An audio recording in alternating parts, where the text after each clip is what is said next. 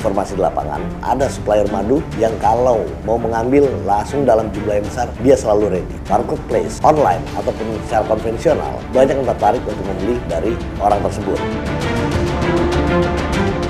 Populasi lebah di dunia sudah mulai punah 35%. Ketika produksi menghasilkan banyak sekali madu, itu dari mana datangnya?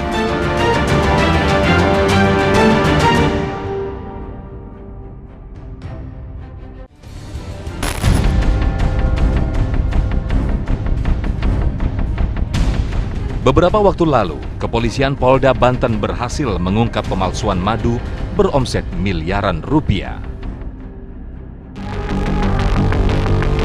Pemilik CV Yatim Berkah Makmur, yaitu MS, ditangkap petugas di rumah kontrakan yang dijadikan tempat pembuatan madu palsu. Pria Parubaya asal Pekalongan ini mengaku tergiur memalsukan madu untuk memenuhi kebutuhan ekonominya setelah berhenti berjualan mie ayam. Madu palsu olahannya ditawarkan sebagai madu asli asal Lebak pada para pembeli. Tadinya dagang mie ayam ada 6 tahunan, Pak. 6 tahun di Tanah Abang. Bikin madu ini saya mulai itu dari ini sekarangnya 11 bulan sih, Pak. Cuma begitu kita buka banyak pembeli, Pak. Peminatnya itu banyak banget gitu. Campur, Pak. Kadang madu bener lama-lama nggak ada untungnya. Kalau madu bener kan sekilonya udah dapat 85.000. Mangklenya pakai glukosa. Kepikirannya bisa malsuin madu itu dari permintaan pembeli, Pak. Nah, permintaannya pembeli. apa ngomongnya waktu itu? Ngomongnya paling penting warnanya seperti ini gitu. Harganya paling penting bisa murah gitu, Pak. Katanya dijual biar terjangkau gitu. Pesen dulu, Pak. Kalau pesen sekian-sekian baru kita gini.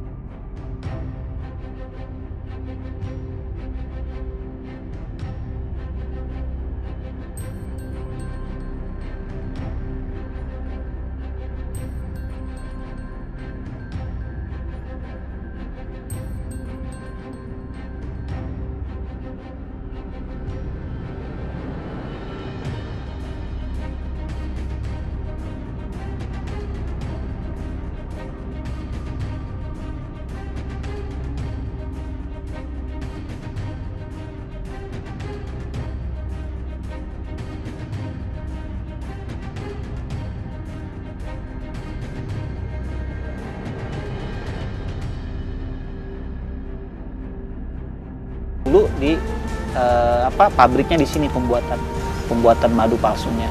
Orang kalau mau beli madu murni itu harus inden.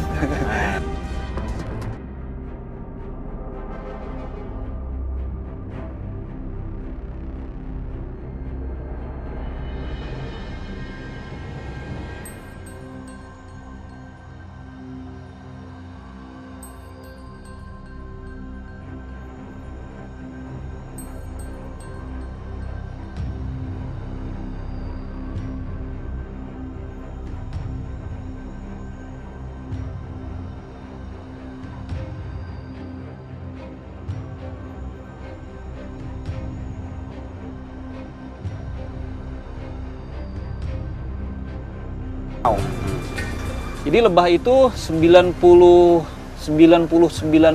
ya, mungkin 100% itu dari alam.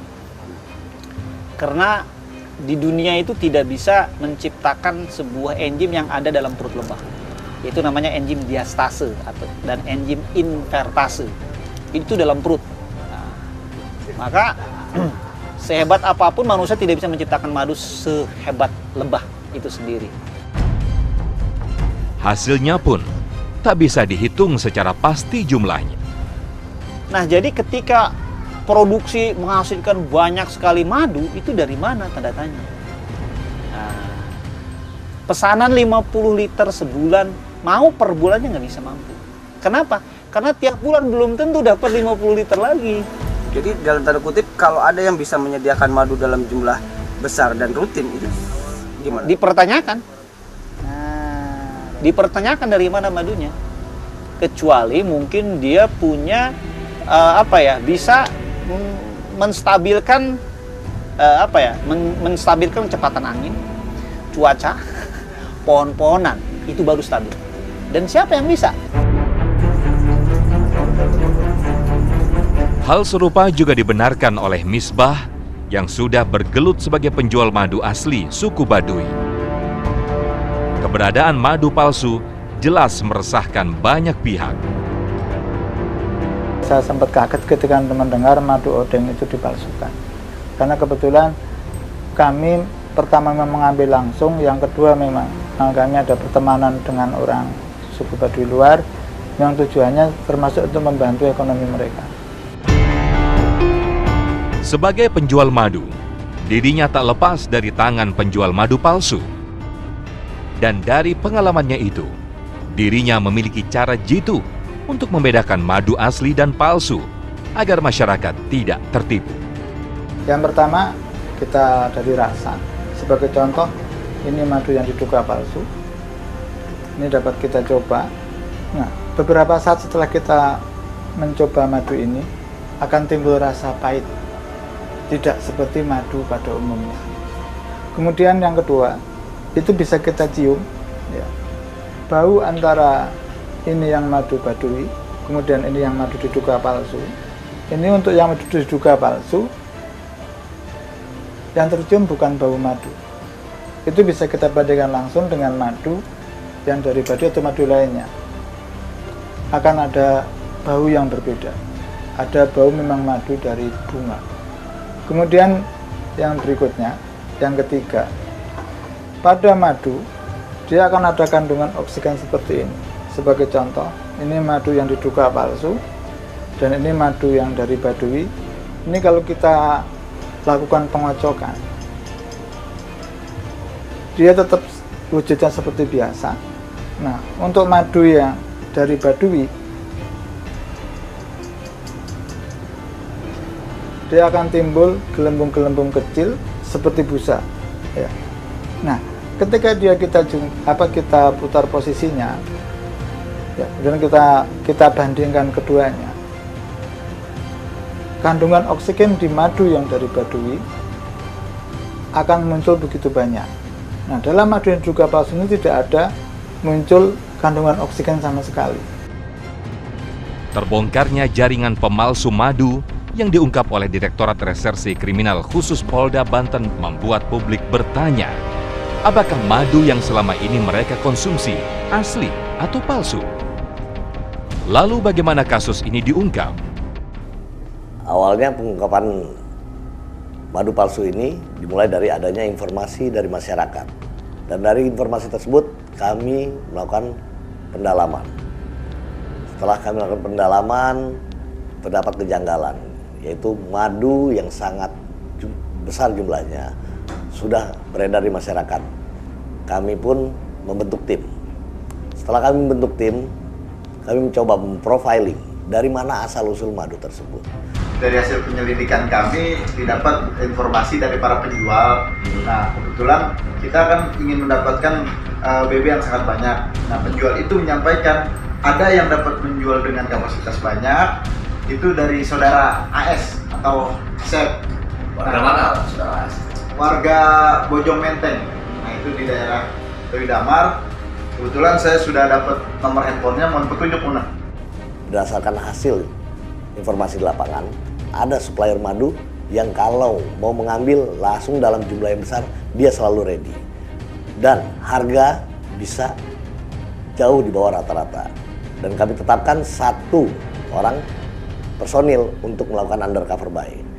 AS itu warga setempat. Warga setempat. Yang bisa menggunakan bahasa warga sekitar yang sama dengan saudara AS. Siapa? Siap, mau dikirim kan? Ya, pakai logat-logat sama serupa sih. Siap.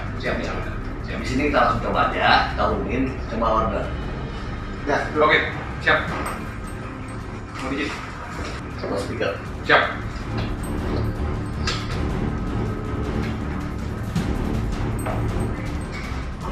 Halo, assalamualaikum. Senang Kang Asep. Udin di Rangkas. Ya, serang Kang Asep, Mas.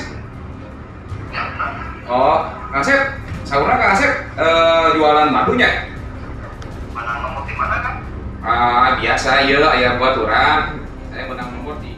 Dengan alibi kami ingin membeli secara berkelanjutan untuk mensupport daripada atlet-atlet olahraga, maka kami ingin sekali mendapatkan harga spesial. Ternyata tersangka AS memberikan special price dengan diskon dari 200.000 menjadi 150. Nomor pertama baru 2 botol dolar lah, 20 botol. Bisa tuh disiapkan?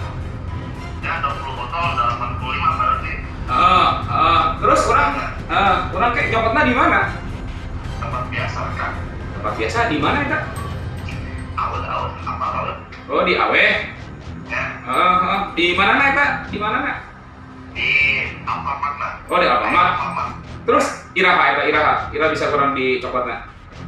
Ya, sajam bilang orang nyangka lah di rumah. Oh gitu. Botolnya. Menyatu nya, kayak Bang Ian itu nya. Siapkannya 20 botol. Kayak Bang Ian itu, nya. Nun ya Kang Asep ya. Nun. Yuk.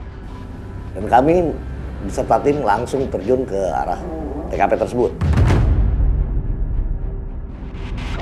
Informasinya masih tetap seperti tadi, TKP masih tetap yang tadi.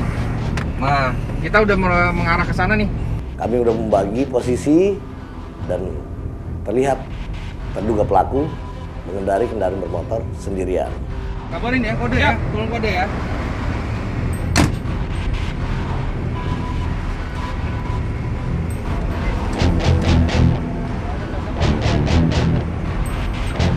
Di situ langsung kami lakukan penangkapan, dan AS langsung memberikan keterangan dari mana asal-usul madu yang bersangkutan.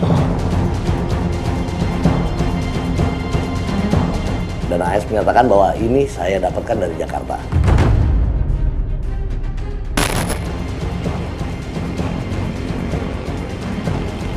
Dari Joglo. Dari Joglo. Berapa kali kamu udah ambil dari sana? 3 kali. 3 kali. Iya.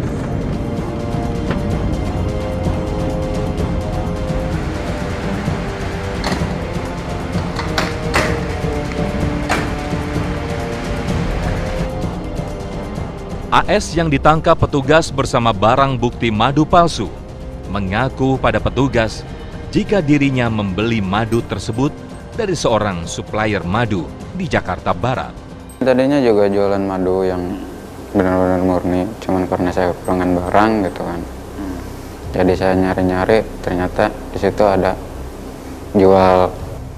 Pertama saya ambil ke situ, barang udah di luar gitu, tinggal naikin ke mobil. Pertama saya ambil 200 kilo. Yang kedua saya ambil 600 kiloan. Itu belum saya bayar juga karena saya nasbon, ngutang ke dia. Saya jualnya di daerah-daerah saya aja. Saya pesan dulu. Kata saya kan kalau setahu saya kan madu itu agak susah, nggak madu ternak, nggak madu hutan ya. Jadi setiap saya mau pesan dulu, saya telepon dulu ada barang nggak.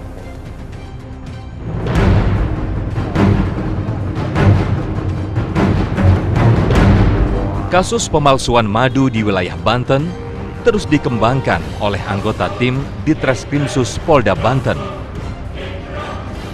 Setelah berhasil menangkap AS dan menerima hasil laboratorium madu yang dijual AS adalah palsu, petugas langsung mengembangkan penyidikan ke lokasi tempat pembuatan madu palsu.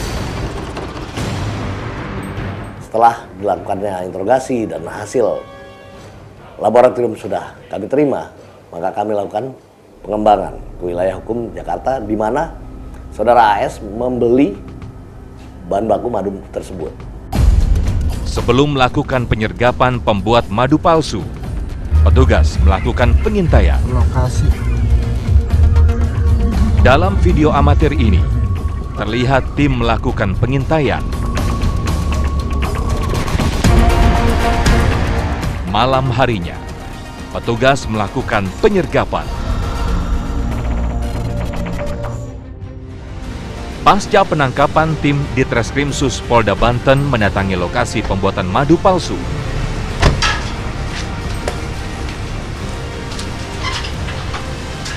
Kami jelaskan juga, ini jerigen 30 liter ini berisi fruktosa.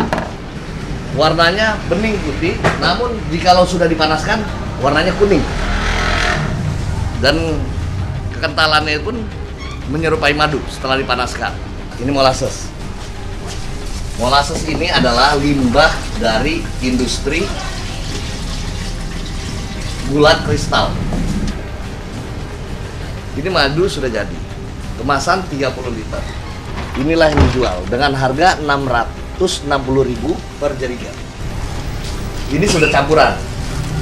Dan saya mau jelaskan di sini, ini bukan lebah.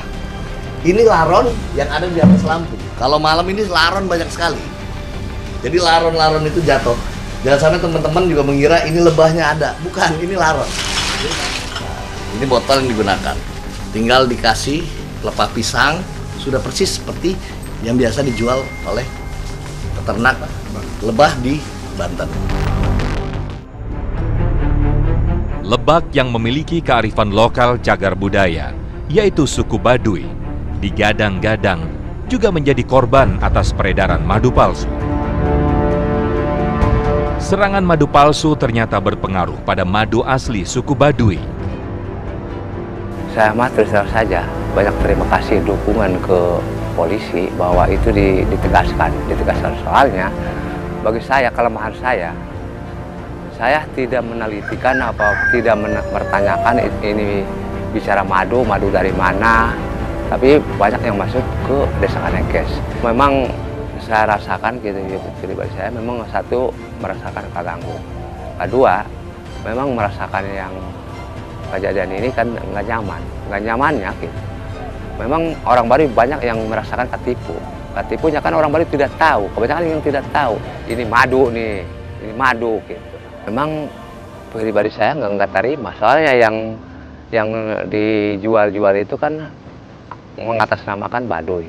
Pencemaran yang nama baik orang Baduy itu banyak sekali terus terang saja. Bukan hanya madu aja.